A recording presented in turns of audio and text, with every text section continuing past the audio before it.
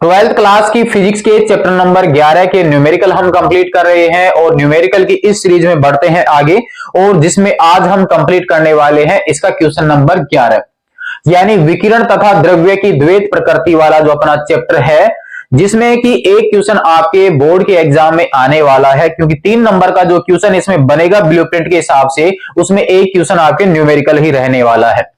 तो यहां पर हमारे पास में क्वेश्चन नंबर 11 जो है उसमें यह बोला गया है कि 488 नैनोमीटर तरंग दैर्घ्य का एक प्रकाश जिसे ऑर्गन लेजर के द्वारा प्राप्त किया जाता है और जिसका उपयोग जो है वो प्रकाश विद्युत प्रभाव के उपयोग में किया जाता है।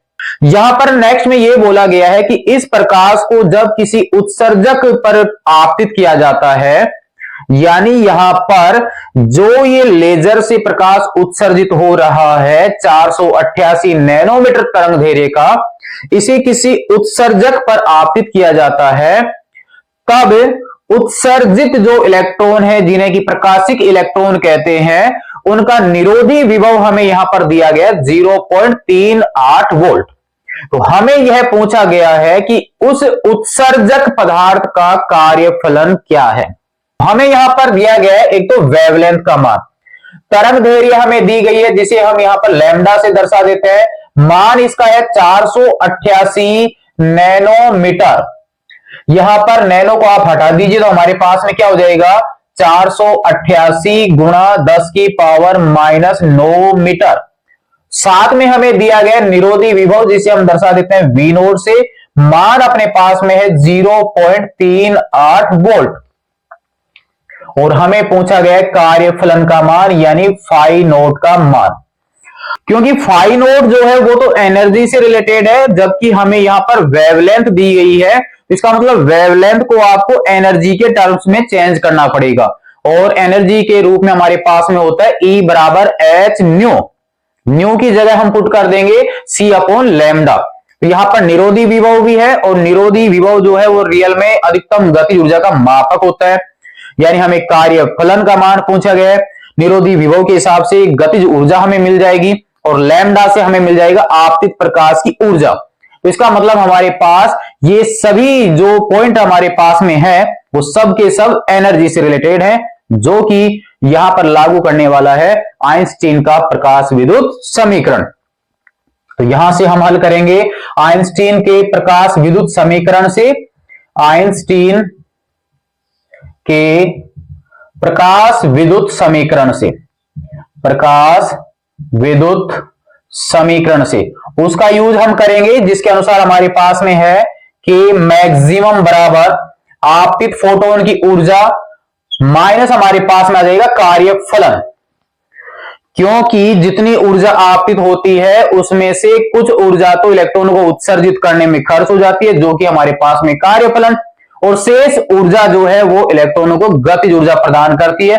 शेष जितनी भी बचेगी वो उसकी मैक्सिमम गतिज ऊर्जा प्रदान करेगी। हमें फाई नोट का मान चाहिए तो फाई नोट बराबर हो जाएगा ई की जगह मैं लिख देता हूं H न्यू और ये हो गया के मैक्सिमम।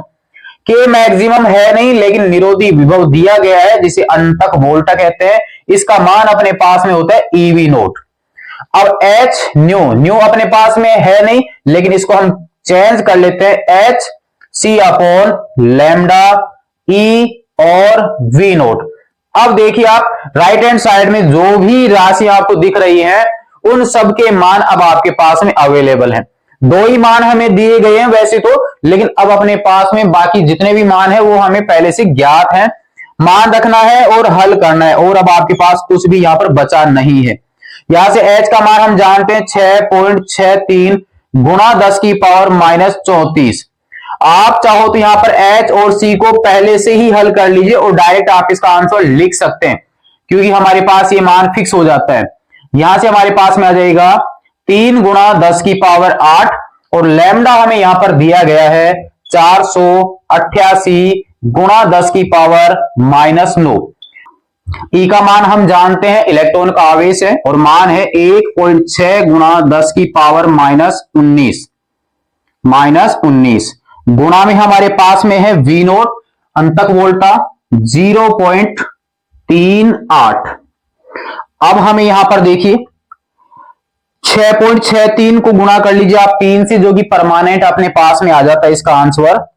तो 5 नोट बराबर देखिए यहां पर आ जाएगा 19.89 गुणा में -34 है और प्लस का है 8, तो यहां पर बच गया -26 और गुणा में 10 की पावर -9 है, ऊपर जाके ये हो जाएगा प्लस का, बटा में आ गया 488 और इधर आप 1.6 को 0.38 से कर लीजिए गुणा करने पर आपके पास में जो मान है वो आ जाता है 0.608 गुणा 10 की पावर -19। यहां पर कर लेते हैं, यहां पर आपके पास में 5 नोट बराबर 1989 बटा में 488 और पावर्स देखिए 10 की पावर -2 इस पॉइंट का हो गया, क्योंकि ये पॉइंट नीचे जाएगा तो आपके पास 100 बनेगा, 100 आपके पास में ऊपर जाएगा माइनस का हो जाएगा, माइनस का 26 पहले से ही है, 10 की पावर माइनस का हो गया 28 गुणा में 10 की पावर है 9। यहां पर आपके पास कितना चल रहा है 0.608 गुणा 10 की पावर -19, ये आपके पास में चल रहा है इधर की साइड। -28 है, यहां पर है 9, तो पावर कितनी बची माइनस का 9 बच जाता है। और अब आपके पास में 1989 में 488 का देना है हमें भाग देने पर आपके पास में 4 चौक 16 से, इसका मतलब ये आपके मान जो है वो बनेगा 4.08 गुणा में 10 की पावर -19 आ गया, इधर 0.608 गुणा 10 की पावर -19, 10 की पावर -19 आ जाएगा कॉमन, तो 5 नोट बराबर देखिए 4.08 -0.608 और गुणा में आ गया 10 की पावर -19। आप इस वाले मान में से इस मान को घटाइए, यहां पर साइड में कंप्लीट कर लेते हैं। 4.08 यहां पर घटाना है 0.608 को, कितना बचेगा 2, यहां पर कितना 7, यहां पर आ गया 4 और यहां पर आ गया 3, यानी 3.472। 5 नोट बराबर 3.472 और गुणा में 10 की पावर -19 और ये आ गया जूल में। यहां पर हमारे पास 5 नोट जो है वो जूल में मिल चुका है, लेकिन 5 नोट जो है या ऊर्जा जो है वो इलेक्ट्रॉन वोल्ट में हम व्यक्त करते हैं, तो आप इसको इलेक्ट्रॉन वोल्ट में कंप्लीट कर लीजिए। और इलेक्ट्रॉन वोल्ट में कंप्लीट करने का मतलब है आपको 1.6 गुणा 10 की पावर -19 का क्या देना है भाग, तो यहां पर इसलिए 5 नोट बराबर यहां पर है 3.472 गुणा 10 की पावर -19 भाग देना है 1.6 गुणा 10 की पावर -19 का, तो 5 नोट बराबर यह आ जाता है 2.17 और किस में कन्वर्ट हो गया इलेक्ट्रॉन वोल्ट में। तो इस प्रकार से उस धातु का कार्यफलन जो है वो हमें फाइनली मिल जाता है 2.17 इलेक्ट्रॉन वोल्ट। तो इस प्रकार से कंप्लीट हो जाता है अपना क्वेश्चन नंबर 11।